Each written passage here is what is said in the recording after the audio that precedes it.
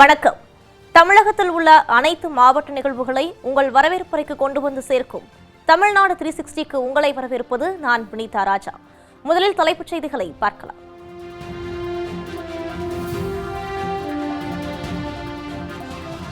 ஓமலூர் கால்நடை சந்தையில் 6.5 கோடி ரூபாய்க்கு வர்த்தகம். நல்ல விலை கிடைத்ததால் கால்நடை வளர்ப்போர் மகிழ்ச்சி.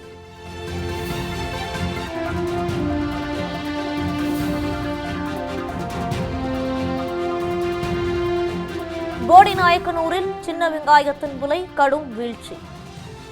கூலிக்கான வருவாய் கூட கிடைக்காததால் விவசாயிகள் வேதனை.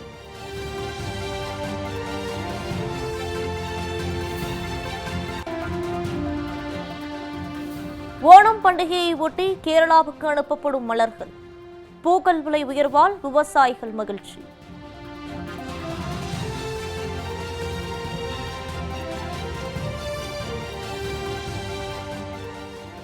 இயற்கை எழில் கொஞ்சும் பாம்பாறு அணை சீரமைத்து சுற்றுலாத்தலமாக மாற்ற கோரிக்கை.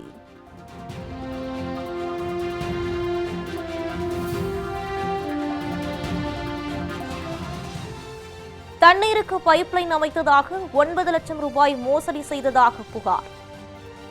ஊராட்சி மன்ற தலைவரின் விளக்கங்களுடன் சிறப்பு செய்தி தொகுப்பு.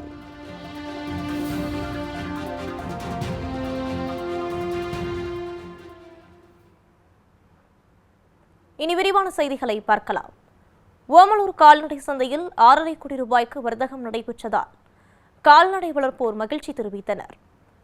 சேலம் மாவட்டம் ஓமலூர் அருகே உள்ள பெருமாள் கோவில் மாட்டுச்சந்தை தென்னிந்திய அளவில் புகழ்பெற்ற மிகப்பெரிய சந்தையாகும். வெள்ளிக்கிழமை தோறும் கூடும் இந்த சந்தையில் தமிழ்நாட்டின் பல்வேறு மாவட்டங்களிலிருந்தும் ஆந்திரா, தெலுங்கானா, கேரளா, கர்நாடகா உள்ளிட்ட வெளி மாநிலங்களிலிருந்தும் ஆயிரக்கணக்கான கால்நடைகள் விற்பனைக்கு கொண்டு வரப்படுகின்றன. அந்த வகையில் இன்று சுமார் 3200 கால்நடைகள் வரை விற்பனைக்கு கொண்டு வரப்பட்டன.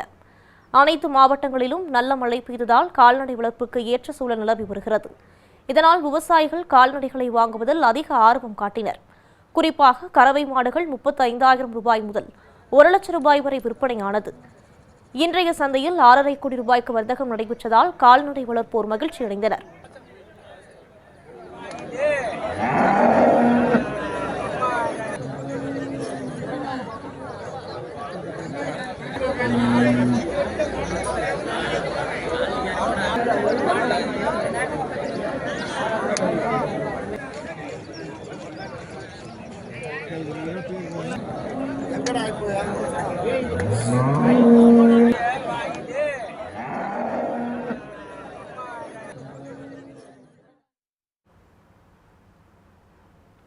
கேரளாவில் ஓணம் பண்டிகையை ஒட்டி திண்டுக்கல் பூ மார்க்கெட்டில் பூக்களின் விலை பல மடங்கு அதிகரித்துள்ளது. கேரள மாநிலம் வயநாட்டில் ஏற்பட்ட பேரிழப்பு காரணமாக ஓணம் பண்டிகையை அரசு சார்பில் கொண்டாடவில்லை. அதே நேரம் கேரள மாநில மக்கள் தங்களது வீடுகளில் ஓணம் பண்டிகையை கொண்டாடி வருகின்றனர். இதனால் வண்ண மலர்களை கொண்டு அத்தப்பூ கோலமிடுவதால் மலர்களின் தேவை அதிகரித்துள்ளது. இதனையடுத்து திண்டுக்கல் மலர்ச்சந்தையில் பூக்களின் விலை பல மடங்கு அதிகரித்துள்ளது. 500 ரூபாய்க்கு விற்பனையான 1 கிலோ மல்லிகைப்பூ 1800 ரூபாய் வரையும், 10 ரூபாய்க்கு விற்பனையான செண்டுமல்லி 60 ரூபாய்க்கும் விற்பனையாகிறது. இதேபோன்று வாடாமல்லி, கோழிக்குண்டை உள்ளிட்ட அனைத்து பூக்களின் விலையும் கணிசமாக அதிகரித்துள்ளது. இன்று கேரளாவுக்கு மட்டும் சுமார் 90 டன் மலர்கள் ஏற்றுமதி செய்யப்பட்டுள்ளது குறிப்பிடத்தக்கது. நிலச்சரிவு காரணமாக கொண்டாடக்கூடாதுன்னு சொல்லியிருந்தாங்க. இப்போ அவர் வீட்டில் கொண்டாடிக்கணும் உத்தரவு கொடுத்துருக்கிறாரு. அதனால் கடந்த வாரம் 10 ரூபா, இந்த வாரம் 80 ரூபா போயிட்டுருக்கு. அதே மாதிரி முகூர்த்தத்தினால மல்லிகைப்பூ போன வாரம் 600 ரூபா, இன்றைக்கி 1500 ரூபா இன்றைக்கி போட்டிருக்கு. கடந்த வாரம் கூலியால் கூட கிடையாது. இந்த வாரம் அருமையாக அவங்களுக்கு 10 ரூபா, விவசாயிகள் கஷ்டப்பட்டதுக்கு அவங்களுக்கு 10 கிடைச்சிருக்கு. விவசாயிகள் மகிழ்ச்சியாக இருக்கிறார்.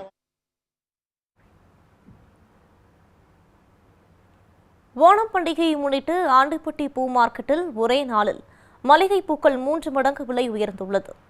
வரும் 16ஆம் தேதி உலகம் முழுவதும் ஓணம் பண்டிகை கொண்டாடப்பட உள்ள நிலையில் தேனி மாவட்டம் ஆண்டிப்பட்டி பூ மார்க்கெட்டில் மல்லிகை பூக்களின் விலை கிடுகிடுவென உயர்ந்துள்ளது. நேற்று காலை 600 ரூபாய்க்கு விற்பனையான மல்லிகை பூக்கள் இன்று ஒரே நாளில் 3 மடங்கு உயர்ந்து கிலோ 2000ற்கு ஏலம் போனது. பூக்களின் விலை திடீர் உயர்வால் பூக்கள் சாகுபடி செய்யும் விவசாயிகள் மகிழ்ச்சி அடைந்துள்ளனர். மேலும் மல்லிகை பூக்கள் போலவே மற்ற பூக்களான ஜாதிப்பூ, முல்லை, சம்மங்கி, ரோஜா பூ ஆகிய பூக்களின் விலையும் உயர்ந்து காணப்பட்டது.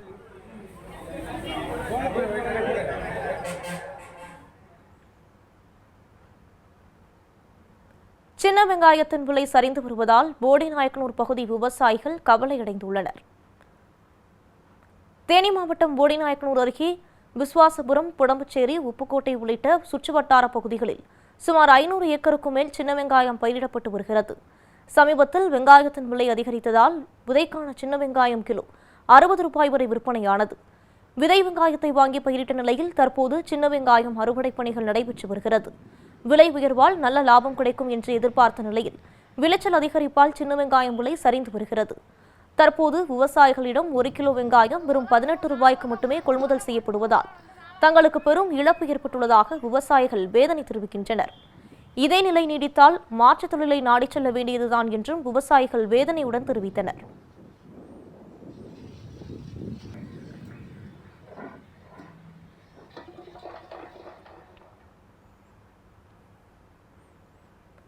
புதுக்கோட்டை மாவட்டத்தில் இல்லாத தண்ணீருக்கு பைப்லைன் அமைத்ததாக 9 லட்சம் ரூபாய் ஊழல் செய்ததாக குற்றச்சாட்டு எழுந்துள்ளது. சோற்றுக்குள் முழு பூசணிக்காயை மறைத்தாரா? காலப்பனூர் ஊராட்சி மன்ற தலைவர். விரிவாக பார்க்கலாம்.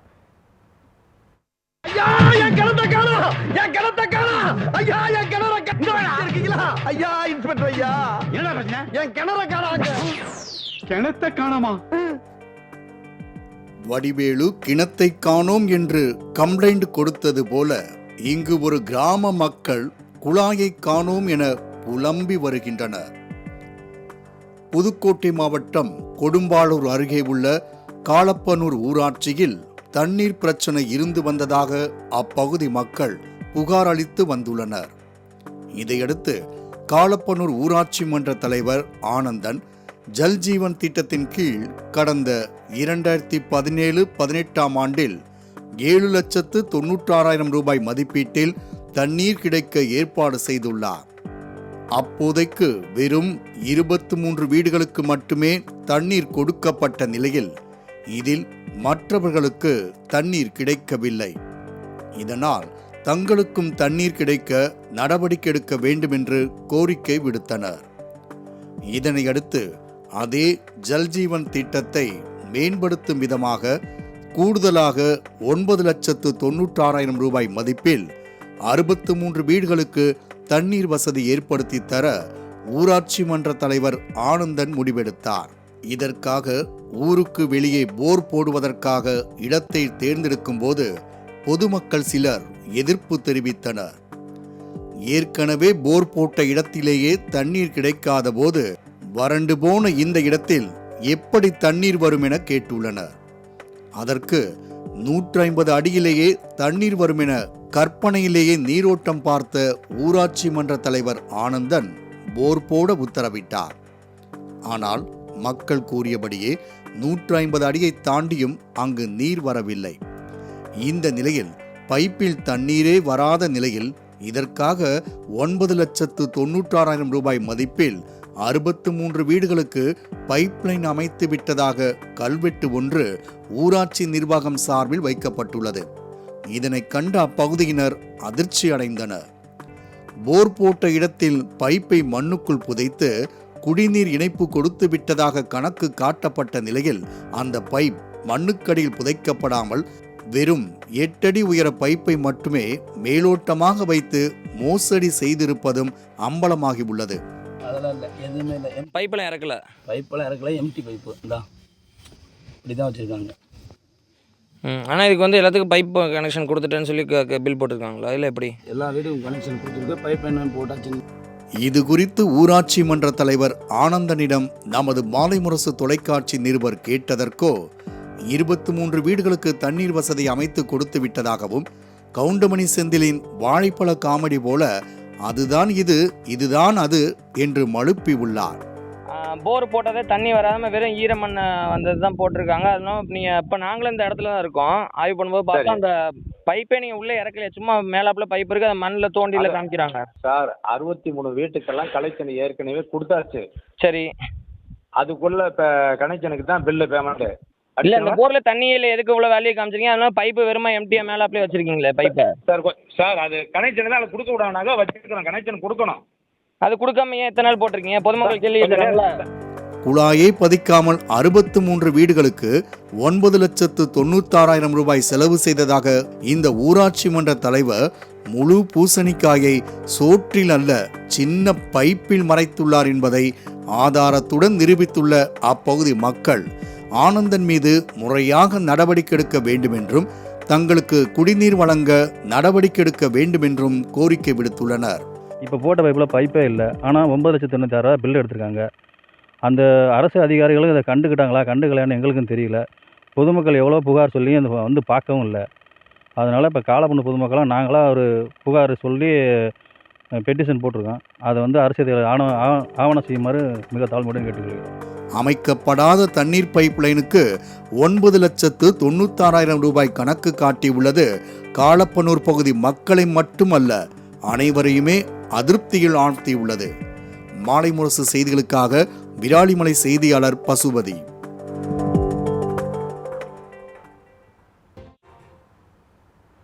மீண்டும் தமிழ்நாடு 360க்கு உங்களை வரவேற்கிறோம்.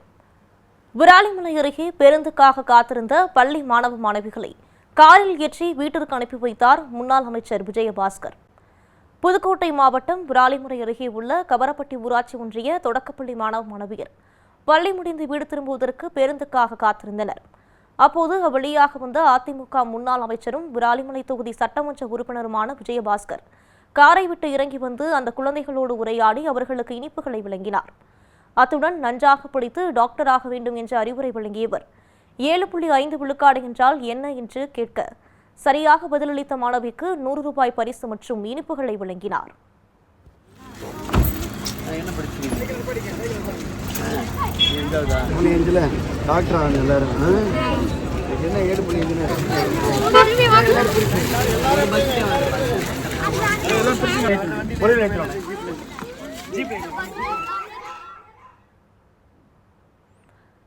பின்னர் 20க்கும் மேற்பட்ட மாணவ மாணவியரை காரில் ஏற்றி வீட்டிற்கு அனுப்பி வைத்தார். இதனால் மாணவர்கள் மகிழ்ச்சியடைந்தனர்.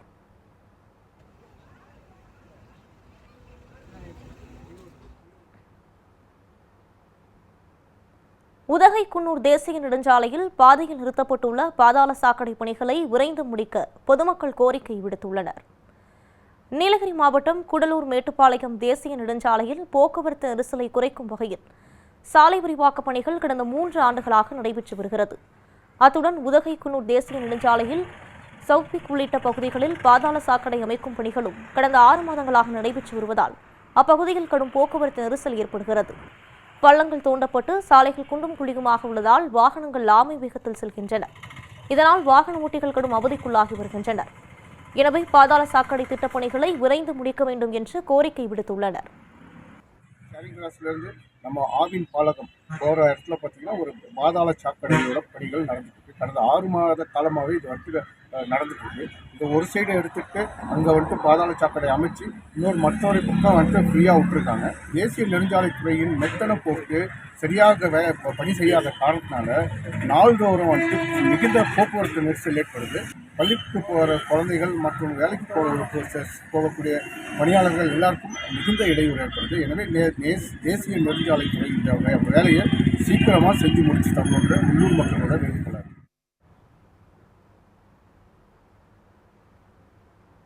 திருப்பத்தூர் அருகே அனுமதியின்றி தங்கள் நிலத்தின் வழியாக மின்கம்பியை எடுத்து சென்றதாக பாதிக்கப்பட்ட பெண் புகார் அளித்துள்ளார். திருப்பத்தூர் மாவட்டம் செல்லரப்பட்டி அடுத்த அடியத்தூரான் பகுதியில் வசித்து வருபவர் காசியம்மாள். இவருக்கு சொந்தமான 27 சென்ட் நிலத்தில் விவசாயம் செய்து வருகிறார். இவருடைய நிலத்திற்கு அருகில் ராஜேந்திரன் என்பவர் புதிதாக வீடு கட்டியுள்ளார். இந்த வீட்டிற்கு காசியம்மாள் அனுமதியின்றி அவரது நிலத்தின் வழியாக மின்கம்பி அமைத்துள்ளனர். இதுகுறித்து மின்வாரிய அலுவலகத்தில் புகார் அளித்தால் தகாத வார்த்தைகளால் பேசுவதாக காசியம்மாளின் மகள் வேதனை தெரிவித்தார். ரிமூவ் பண்ணினதுக்கு அப்புறம் மறுபடியும் பக்கத்து நிலத்து வேற பக்கம் கொடுக்கறதுக்கு போனாங்க. அவங்க யாரும் விட மாட்டேன்னு சொல்லிட்டாங்க. அப்புறம் மறுபடியும் வந்து அம்மா இருக்கிற வரைக்கும் கொடுக்கல, 7 மணி வரைக்கும். 7 மணிக்கு அப்புறம் வந்து இபிலேருந்து வந்து லைன் கொடுத்துட்டு போயிருக்காங்க. அப்புறம் பட்டுப்படி நான் ஃபோனில் பேசினேன், ஜெய் மேம் கிட்ட பேசினேன். தகாத வார்த்தையில் பேசுகிறாங்க, ஒரு ரெஸ்பான்ஸ் இல்லை, மரியாதை இல்லை. இந்த அதிகாரிங்க வந்து குடிக்க நடவடிக்கை எடுக்கணும், அது சீக்கிரமாக எடுக்கணும். நாங்கள் வீடு கட்ட போகிறோம் அந்த இடத்துல. எங்களுக்கு அவ்வளோதான் இடம் இருக்கிறதே, 27 சென்ட் தான். அதில் நாங்கள் வீடு கட்ட போகிறோம். கண்டிப்பாக அதுக்கு நடவடிக்கை எடுக்கணும். ஊத்தங்கரை அருகே உள்ள பாம்பாறு அணையை சீரமைத்து சுற்றுலா தலமாக மாற்ற வேண்டும் என்ற கோரிக்கை எழுந்துள்ளது.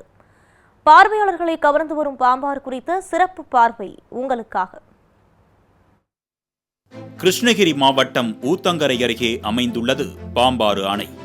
இயற்கை எழில் கொஞ்சும் பாம்பாறு அணை கண்ணுக்கு எட்டிய தூரம் வரை பறந்து விரிந்து கடல் போல் காட்சியளிக்கிறது.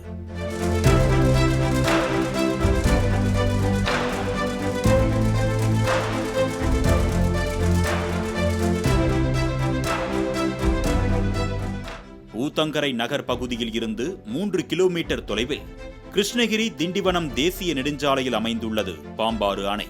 அணையின் கிழக்கு பகுதியை சுற்றிலும் ஜவ்வாது மலைகளும் மறுபக்கத்தில் தென்னந்தோப்புகளும் அணையின் நடுவில் மதகுகளில் ஓடும் தண்ணீரின் அழகையும் ரசிக்காதவர்களே இல்லை என்றே சொல்லலாம். ஊத்தங்கரை பேரூராட்சிக்கு மிக முக்கிய குடிநீர் ஆதாரமாக விளங்கி வருகிறது இந்த பாம்பாறு அணை. பாம்பாறு அணை நீரை நம்பி தர்மபுரி மற்றும் கிருஷ்ணகிரி மாவட்டங்களில் சுமார் 4000 ஏக்கர் விளைநிலங்கள் பாசன வசதி பெற்று வருகின்றன. அணையின் அருகில் உள்ள ஜவ்வாது மலையில் தொடர்ந்து மழை பெய்தாலே பாம்பாறு அணை நிரம்பிவிடும். இப்படி பாம்பாறு அணையின் சிறப்புகளை சொல்லிக் கொண்டே போகலாம். ஊத்தங்கரை, மத்தூர், சிங்காரப்பேட்டை, அனுமன் தீர்த்தம், காரப்பட்டு, கல்லாவி, சாமல்பட்டி போன்ற சுற்றுவட்டார பகுதிகளைச் சேர்ந்த கிராம மக்களுக்கு இந்த பாம்பாறு அணை செலவில்லாத முக்கிய பொழுதுபோக்கு தலமாகவும் விளங்கி வருகிறது. ஆனால் இங்கு வரும் மக்களுக்கு குடிநீர், கழிவறை உள்ளிட்ட எந்த அடிப்படை வசதிகளும் இல்லை. எனவே இத்தனை அழகான இயற்கை எழில் சூழ்ந்த இந்த பகுதியை சீரமைத்து சுற்றுலா தலமாக மாற்ற வேண்டும் என்று அப்பகுதி மக்கள் கோரிக்கை விடுத்துள்ளனர். பாம்பாறுன்றது வந்து நல்லா பெருசாக பெரிய அணையாக கட்டியிருக்காங்க. ரொம்ப நல்லா பராமரிப்பு பண்ணாமல் இருக்காங்க. அதான் இங்கே இருக்கிற பிரச்சனையே. வந்து பார்க்கணுன்னு வரும்போது எதுவுமே இல்லை, பூங்கா இல்லை, ஒரு பார்க்கறதுக்கான எந்த ஒரு இதுவுமே இல்லை, தண்ணி இல்லை, வசதி இல்லாமல் இருக்குது. அதையெல்லாம் நமக்கு வந்து சரி பண்ணி இதை வந்து நல்லா ஒரு சுற்றுலாத்தலமாக கவர்மெண்ட் வந்து பராமரித்தாங்கன்னா இன்னும் எங்களை மாதிரி நிறைய பேர் வந்து விசிட் பண்ணுவாங்க. இந்த அணையை சுற்றிலும் ஏராளமான மரங்கள் உள்ளதால் நிழலுடன் குளிர்ந்த காற்றும் வீசுகிறது. எனவே மரங்களை சுற்றிலும் அமைக்கப்பட்டுள்ள உடைந்த இருக்கைகளை சீரமைக்க வேண்டும். கால்வாய்களின் இரு பக்கங்களிலும் மண்டி கிடக்கும் செடிகளை அகற்றிவிட்டு அழகான செடிகளை அமைக்க வேண்டும். பூங்கா, நடைப்பயிற்சி இடம், சிறுவர் விளையாட்டு இடம் உள்ளிட்ட பொழுதுபோக்கு அம்சங்களையும் அமைத்து தர வேண்டும் என்று அப்பகுதி மக்கள் கோரிக்கை விடுக்கின்றனர். இந்த இடத்தை சுற்றுலா தலமாக மாற்றினால் சுற்றுவட்டார கிராம மக்களின் வாழ்வாதாரமும் மேம்படும் என்பதில் மாற்று கருத்து இல்லை. மாலை முரசு செய்திகளுக்காக ஊத்தங்கரை செய்தியாளர் ராஜாராம்.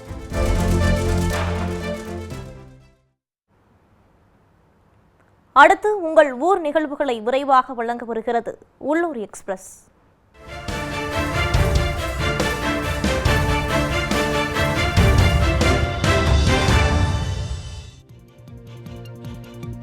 கிருஷ்ணகிரி மாவட்டம் போச்சம்பள்ளி அருகே ஜூமாண்டியூர் கிராமத்தில் சுமார் 50க்கும் மேற்பட்ட குடும்பங்கள் வசித்து வருகின்றனர்.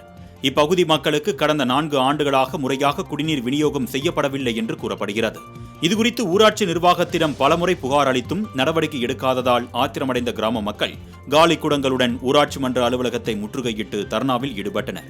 இதுகுறித்து வட்டார வளர்ச்சி அலுவலரை தொடர்பு கொண்டு கேட்டபோது விசாரித்து நடவடிக்கை எடுக்கப்படும் என்று பதிலளித்தார்.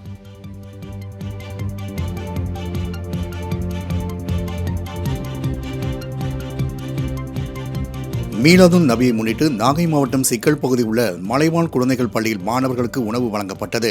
நபிகள் நாயகம் பிறந்தநாள் விழா மற்றும் நாகூர் ஆண்டவர் பிறந்தநாள் விழாவை முன்னிட்டு நாகூர் நாயகம் நேசப்பாசறை அறக்கட்டளை சார்பில் குழந்தைகளுக்கு சிக்கன் பிரியாணி வழங்கப்பட்டது.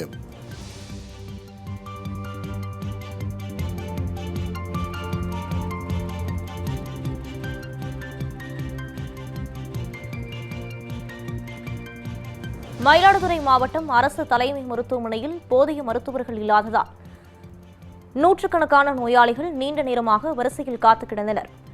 இந்நிலையில் இன்று காலை 7 மணிக்கு புறநோயாளிகள் பிரிவில் காத்திருந்த நபருக்கு நெஞ்சுவலி ஏற்பட்டு மருத்துவர்கள் இல்லை என்பதால் அவசர சிகிச்சை பிரிவுக்கு அனுப்பி வைத்தனர். அங்கும் மருத்துவர் இல்லாததால் மீண்டும் புறநோயாளிகள் பிரிவுக்கு அனுப்பி வைத்தனர். இதனால் பாதிக்கப்பட்ட நபர் மருத்துவ உதவியாளர்களுடன் வாக்குவாதத்தில் ஈடுபட்டதால் 9 மணிக்கு மேல் அவருக்கு சிகிச்சை அளிக்கப்பட்டது.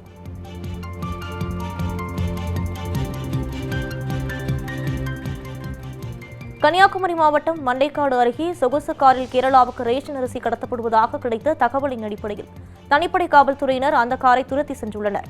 காவல்துறையினர் அந்த காரை துரத்துவதை கண்ட கார் டிரைவர் காரை வேகமாக திருப்பியதில் கடத்தல் கார் கவிழ்ந்து விபத்துக்குள்ளாகியது. பின்னர் காரில் இருந்த டிரைவர் உட்பட 2 படுகாயங்களுடன் தப்பி ஓடினர். கிரெயின் மூலம் காரை மீட்டு காரில் இருந்த 2 டன் ரேஷன் அரிசியை பறிமுதல் செய்த காவல்துறையினர் கடத்தலில் ஈடுபட்டவர்கள் குறித்து விசாரணை மேற்கொண்டு வருகின்றனர்.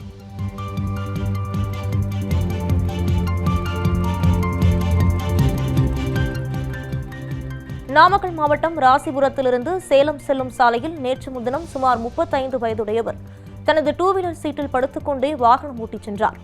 இதை பின்னால் வந்தவர்கள் வீடியோவாக எடுத்து சமூக வலைதளங்களில் பதிவிட்டனர். இந்த வீடியோ நேற்று வைரலான நிலையில் ஹெல்மெட் போடாமல் ஆபத்தான முறையில் வண்டி ஓட்டி சென்ற நபரை காவல்துறையினர் தேடி வந்தனர். இந்நிலையில் விசாரணையில் ராசிபுரம் சிவானந்தா சாலையை சேர்ந்த ஜெபதுரை என்பது தெரியவந்தது. ஆபத்தாக வண்டி ஓட்டிய ஜெபதுரைக்கு போக்குவரத்து காவல்துறையினர் 8200 ரூபாய் அபராதம் விதித்ததுடன் அவரது ஓட்டுநர் உரிமத்தை தற்காலிகமாக ரத்து செய்ய ஆர்டிஓவுக்கு பரிந்துரை செய்துள்ளனர்.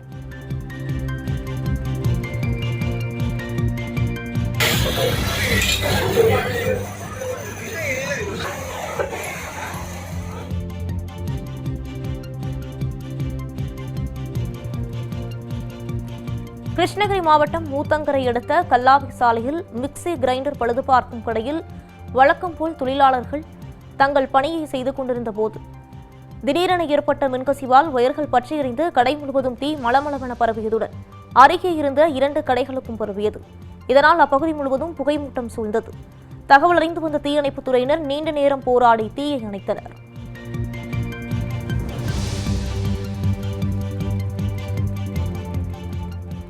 திருவண்ணாமலை மாவட்டம் செங்கம் அடுத்த பாய்ச்சல் விமானந்தல் பகுதியைச் சேர்ந்த ரமேஷ் தீபா தம்பதி அங்குள்ள வங்கியிலிருந்து 4,90,000 ரூபாய் பணத்தை எடுத்துக்கொண்டு பைக்கில் வைத்து சென்றுள்ளனர். பின்னர் அருகே உள்ள ஸ்வீட் கடைக்குள் சென்ற அவர்களை பின்தொடர்ந்து வந்த மர்ம நபர் பைக்கில் இருந்த பணத்தை கண்ணுமைக்கும் நேரத்தில் திருடிக் கொண்டு தப்பி சென்றார்.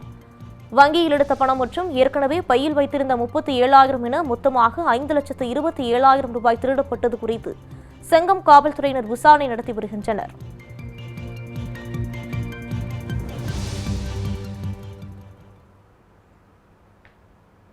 மாவட்டங்களில் நடந்த விளையாட்டு செய்திகளை வழங்க வருகிறது விளையாட்டுக் களம்.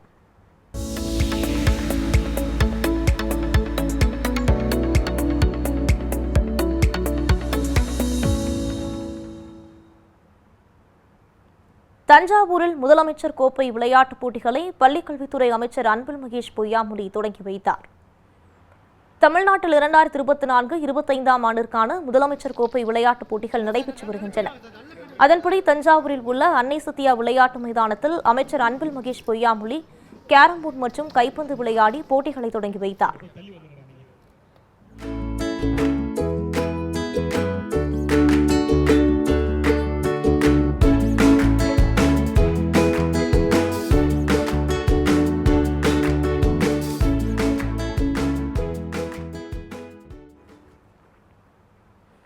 கூடைப்பந்து, ஹாக்கி, கபடி, நீச்சல், மேசைப்பந்து, கைப்பந்து, கேரம் உள்ளிட்ட போட்டிகள் நடத்தப்பட்டு வருகிறது.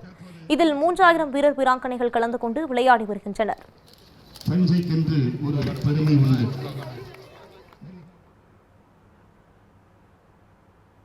சிலம்பம் போட்டியில் தங்கம் வென்று சாதனை படைத்த மாணவர்களுக்கு முன்னாள் அமைச்சர் கடம்பூர் ராஜு சால்வை அணிவித்து பாராட்டு தெரிவித்தார். கேரளாவில் நடைபெற்ற உலக சிலம்பம் சாம்பியன்ஷிப் போட்டியில் இந்தியா, மலேசியா, சிங்கப்பூர் உள்ளிட்ட நாடுகளைச் சேர்ந்த 1000க்கும் மேற்பட்ட வீரர் வீராங்கனைகள் பங்கேற்றனர். இதில் இந்தியா சார்பில் தூத்துக்குடி மாவட்டம் கோவில்பட்டியை சார்ந்த மாணவ மாணவிகள் பங்கேற்று குத்துவரிசையில் 3 பிரிவில் தங்கம் மற்றும் வெண்கல பதக்கங்களை வென்றனர். பதக்கம் வென்று சொந்த ஊர் திரும்பிய மாணவ மாணவியருக்கு முன்னாள் அமைச்சர் கடம்பூர் ராஜு சால்வை அணிவித்து வாழ்த்து தெரிவித்தார்.